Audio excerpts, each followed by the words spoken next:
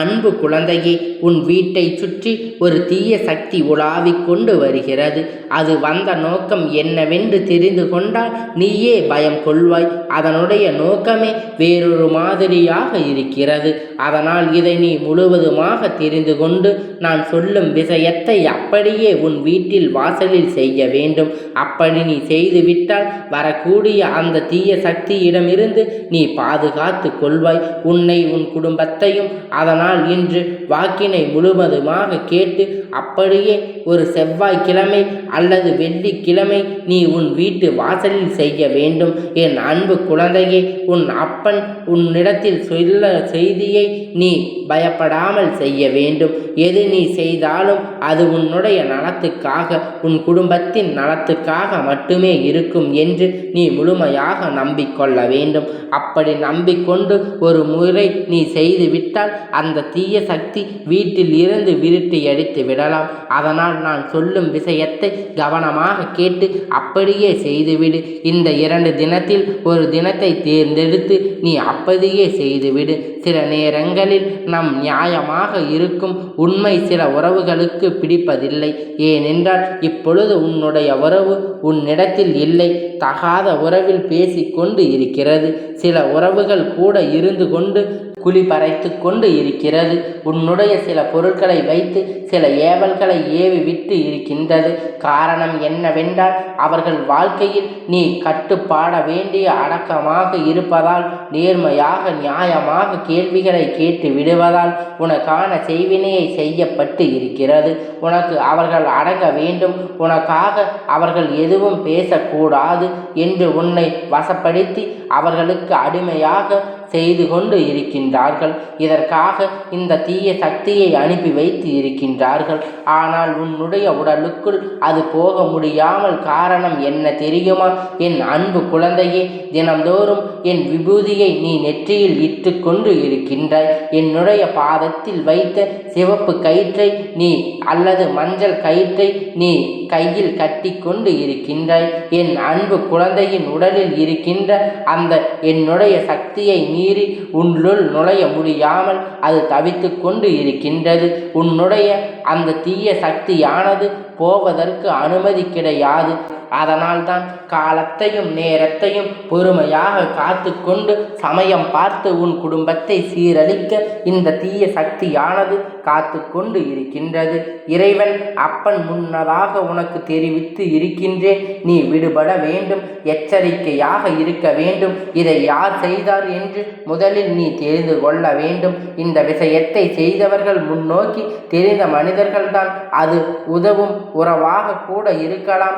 ஏனென்றால் அவர்கள் பேச்சு நீ கட்டுப்படவில்லை இல்லையா? அவர்கள் சொல்வதை நீ சொல்லவில்லை இல்லவா? எதற்காக கொடுத்தாலும் நேர்மையாக கேள்விகளை கேட்டு விடுகின்றாய். அதனால் உன்னுடைய புகைப்படத்தை வைத்து உன்னுடைய துணியை வைத்து ஏவலை ஏவி விட்டு இருக்கின்றார்கள். அது சமயம் பார்த்து உன் வாழ்க்கையை சீரழிக்க கூடியிருக்கிறது. ஆனால் என் அன்பு குழந்தை, நேர்மையான வழியில்தான் செல்கின்றாய், நியாயமாகத்தான் போராடுகின்றாய். சில விஷயத்தை எதிர்பார்த்து கேள்விகளை கேட்கும் பொழுது இவர்களுக்கு இப்படி பலமாக அடுத்து எப்படி இவ்வளவு தைரியமாக இருக்கின்றார்கள் என்று அவர்களுக்கு ஆச்சரியப்படுகின்றார்கள். இப்பேற்பட்ட விஷயத்தை இவர்கள் அடிமையோடு ஆக்கிவிட வேண்டும். நம் வார்த்தைகளுக்கு இவர்கள் கட்டுப்பட வேண்டும், நம் காலடியில் விழ வேண்டும் என்பதற்காக உன்னை அடிமையாக்குவதற்காகத்தான் அந்த தீய சக்தி பயன்படுத்தி கொள்கின்றது. ஆனால் என் அன்பு குழந்தையிடம் எந்த தீய சக்தியும் எடுபடாது.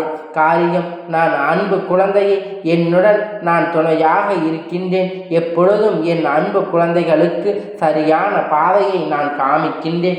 எந்த கெட்ட ஆவியாக இருக்கட்டும், தீய சக்தியாக இருக்கட்டும், ஏவலாக இருக்கட்டும், எதுவாக இருந்தாலும் என் அன்பு குழந்தைக்கிடையே நெருங்க முடியாமல் நான் அனுமதிக்கவும் மாட்டேன். ஆனால் இது நெருங்க முடியாமல் உன் வீட்டு வாசலில் இருக்கும் பொழுது அப்பன் சொல்கின்ற விஷயத்தை வியாழக்கிழமை அல்லது ஞாயிற்றுக்கிழமை செய்ய வேண்டும். என்ன செய்ய வேண்டும் என்று சொல்கின்றேன், கவனமாக கேள். ஏனென்றால் நம் வாழ்க்கையில் கவனமாக கேட்கக்கூடிய விஷயமானது வெற்றியாக மாறுகிறது.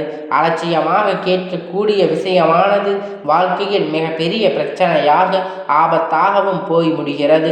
இதுதான் உன் வாழ்க்கையில் நான் நடந்து கொள்ளும் குறையாகவும் எப்படி நடந்து கொள்ள வேண்டும் என்று அப்பன் உனக்கு சொல்கின்றேன். அதை அப்படியே கடைபிடித்து நன்மைக்காக மட்டுமே நம் அப்பன் சொல்கின்றார். அதை அப்படியே கடைபிடிக்க வேண்டும் என்று தைரியமாக கேட்டு அப்படியே செய்ய வேண்டும். இது மற்றவர்களுக்காகத்தான் இருக்கும். நம் வாழ்க்கையில் எங்கே நடக்கப் போகிறது? நம் உறவு இல்லை, நம் தனிமையில் தத்தளித்து கொண்டு இருக்கின்றோம். அவர்கள் குடும்பத்தோடு அவர்கள் சந்தோஷமாக வாழ்கின்றார்கள். நான் எது கேட்டாலும் இனிமேல் நடக்கப் போவது இல்லை என்று அலட்சியமாக எண்ணிவிடாதே. என் அன்பு குழந்தையே, அலட்சியம் என்பது வாழ்க்கையில் மிகப்பெரிய ஆபத்தை ஏற்படுத்தும். அதனால் தைரியமாக நான் சொல்லக்கூடிய விஷயத்தை நீ செய்ய வேண்டும். இந்த பதிவை நீ கேட்க கொண்டு இருக்கின்றாய் என்றால் இது உனக்கானதுதான் என்பதை நீ புரிந்து கொள்ள வேண்டும். புரிந்து கொண்டு உன்னுடைய வீட்டின் வாசலில் கண் புகைப்படத்தையோ அல்லது என்னுடைய உருவ புகைப்படத்தையோ முதலில் வியாழக்கிழமை அல்லது ஞாயிற்றுக்கிழமை இந்த இரு தினத்தில் வாங்கி கொண்டு வந்து உன்னுடைய தலைவாசலில் ஒட்டி வைக்க வேண்டும் அல்லது வாசலில் ஒட்டி வைக்க வேண்டும்.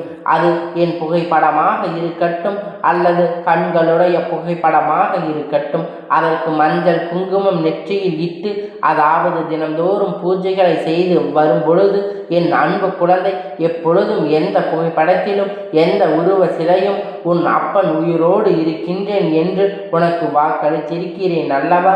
பிறகு எதற்காக நீ கண்ணீர் வடிக்கின்றாய்?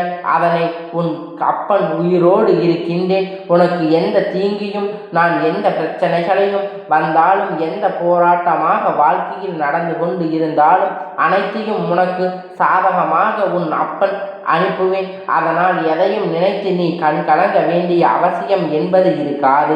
ஒவ்வொரு தருணத்திலும் உனக்கு உதவுகரமாக உன் வாழ்க்கையில் நான் வழிகாட்டுவேன்.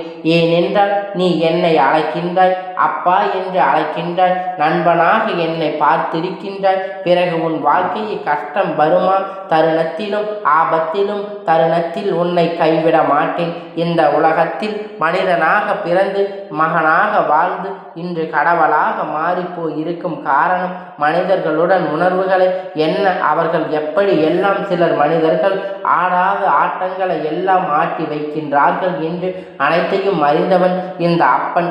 ஏனென்றால் மனிதர்களை நானும் பல கஷ்டத்தையும் வேதனைகளையும் அனுபவித்து இருக்கிறேன். என்னை சோதித்து பார்த்தார்கள். ஆனால் அந்த சோதனையில் இருந்து உன் அப்பன் மீண்டு வந்து நான் யார் என்று சில அற்புதங்களை புரிய வைத்தேன். ஏனென்றால் நாம் யார் என்று சில நேரத்தில் புரிய வைக்கும் தருணத்தில் நமக்கு உண்டான அந்த சக்தி என்பது மற்றவர்களுக்கு தெரிகிறது, அது புரிகிறது. ஆனால் உன்னுடைய சக்தி என்னவென்று உனக்கு புரியாது. ஆனால் சில சமயத்தில் அதை நான் உணர்த்தி மற்றவர்களுக்கு புரிய வைப்பேன். அப்பா, எந்த தருணத்தில் நீங்கள் ஏமாற்ற முடியாத, துரோகம் செய்ய முடியாது மிகப்பெரிய சக்தியை என் அன்பு குழந்தைக்கு நான் கொடுக்கின்றேன் என்று நீங்கள் சொல்லி இருக்கிறீர்கள் என்று அது வெளிவரும். அந்த வெளிவரும் தருணத்தில் நீயே ஆச்சரியப்படுவாய்.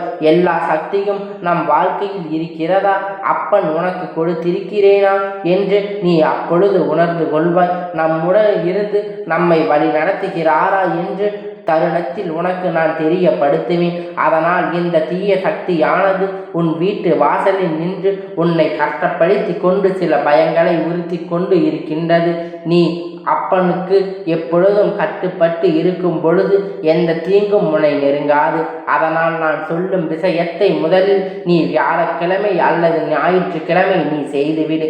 இப்படி செய்து வர அந்த தீய சக்தியானது என்னுடைய அக்னி பார்வையால் பொசுங்கிவிடும். பிறகு எவரையும் அதிகமாக பேசி வீட்டுக்குள் விடாதே. ஏனென்றால் தேவையில்லாத வேலைகளை சில நபர்கள் உனக்கு பிரச்சனையை வருவதற்கு அதிகமாக வாய்ப்பு கிடைக்கிறது. இது அனைத்துமே உன் அப்பன் உன்னை பயமுறுத்துவதற்காகவோ அல்லது உன்னை பயன் செய்வதற்காகவோ சொல்லவில்லை. என் அன்பு குழந்தையே, எதிலும் கவனமாக இருக்க வேண்டும். இந்த வகை மனிதர்கள் இப்படியெல்லாம் செய்கிறார்கள். உன்னை எப்படியாவது அடிமையாக்கிவிட வேண்டும் என்று வாய் திறந்து பேசவிடக்கூடாது. நேர்மையான வார்த்தைகளை கேட்டுவிடக்கூடாது என்பதற்காகத்தான் இவர்கள் இப்படி செய்து கொண்டு இருக்கின்றார்கள். இதற்கெல்லாம் அப்பன் அவர்களை அடக்கி ஆள வைக்க வேண்டும் என்று அடக்கி வைக்க வேண்டும் என்று இப்பொழுது அவர்களுக்கான தண்டனைகளை அவர்களுக்கு வழங்கி இருக்கிறேன். இப்பொழுது நான் உனக்கு துணையாக இருக்கும் பொழுது யாரும் உன்னை எதுவும் செய்துவிட முடியாது. நிச்சயமாக அப்பனுடைய அருளும் ஆசீர்வாதமும் எப்பொழுதும் முன்னோடு இருந்து கொண்டே இருக்கும். கந்தா போற்றி, கடம்பா போற்றி, கதிர்வேலா போற்றி, ஆறுபடை வீடு கொண்ட முருகா போற்றி.